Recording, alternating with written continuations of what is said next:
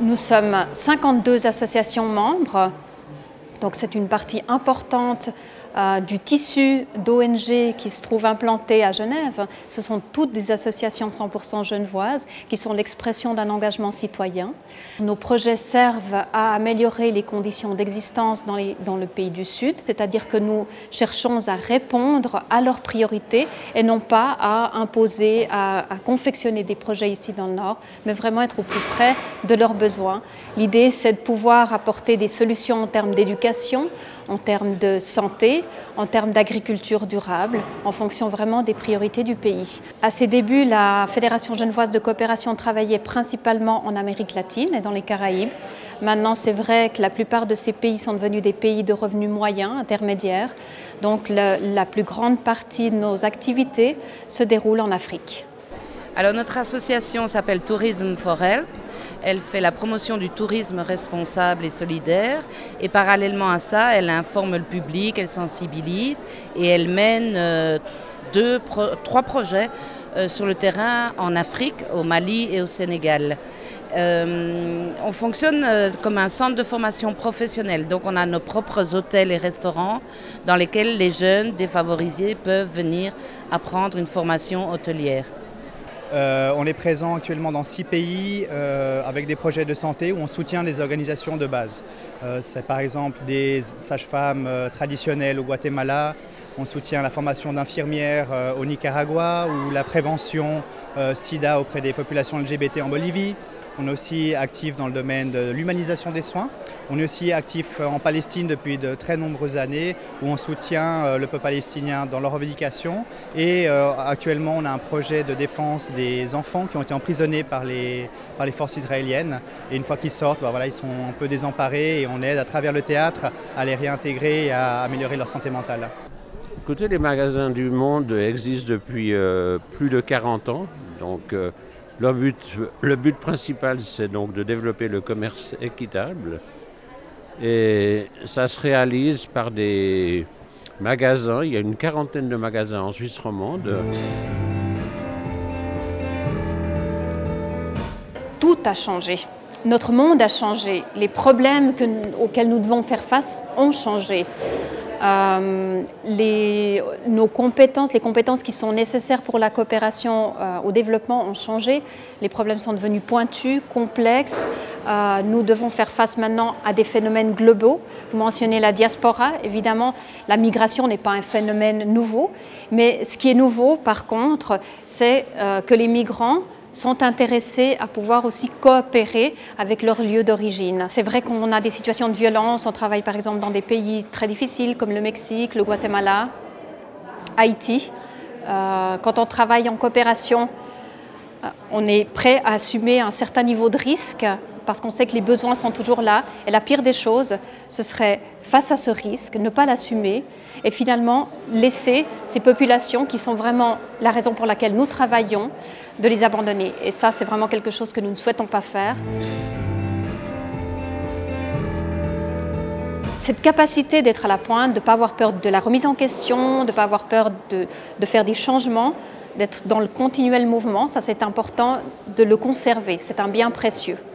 Maintenant, le deuxième défi, c'est de garantir que la population soit toujours derrière cette politique publique de solidarité internationale, qu'elle nous soutienne, qu'elles en reconnaissent l'utilité. Il est important de ne pas perdre de vue qu'on vit sur une même planète, que si nous ne nous occupons pas de la pauvreté en général, qu'elle soit ici ou dans le Sud, les problèmes nous rattraperont. Donc pour nous, c'est essentiel que les collectivités publiques continuent à soutenir la solidarité internationale.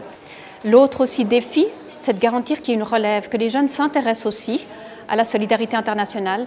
Ça, c'est fondamental. C'est aussi l'objectif du spectacle que nous soutenons dans la peau du monde, de pouvoir sensibiliser les jeunes et d'avoir finalement une relève et notre avenir qui soit garanti, cet avenir de solidarité dans une culture qui finalement favorise beaucoup l'individualisme. C'est vrai qu'on offre un paradigme qui est totalement différent, celui de s'intéresser aux autres et celui de faire quelque chose pour les autres.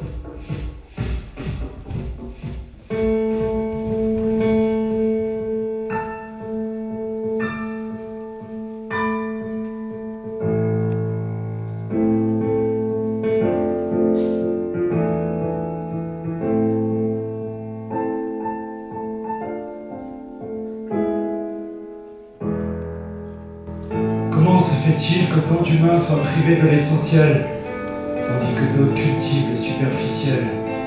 Sur cette terre, on est tous de passage et on se retrouvera tous face au même barrage. Mais pour d'autres, tout n'est que pouvoir et apparence. Et on en perd vraiment le sens à écouter leur rire, à les regarder sourire comme des amnésiques sans aucune éthique.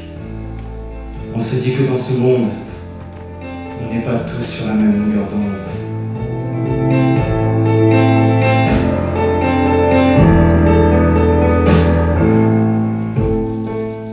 Comment se fait-il qu'il y ait tant de misère, alors qu'il nous faut un monde solidaire, avec une consommation responsable et un développement durable? D'une heure reçue, il y a du pain sur la planche pour qu'un monde plus juste prenne sa revanche. Et il faut des milliers de cerveaux pour relever ce défi nouveau. Des projets audacieux à visage humain, avec des solutions pour la société de demain, afin que les paroles salvatrices ne soient pas que des pansements sur les cicatrices.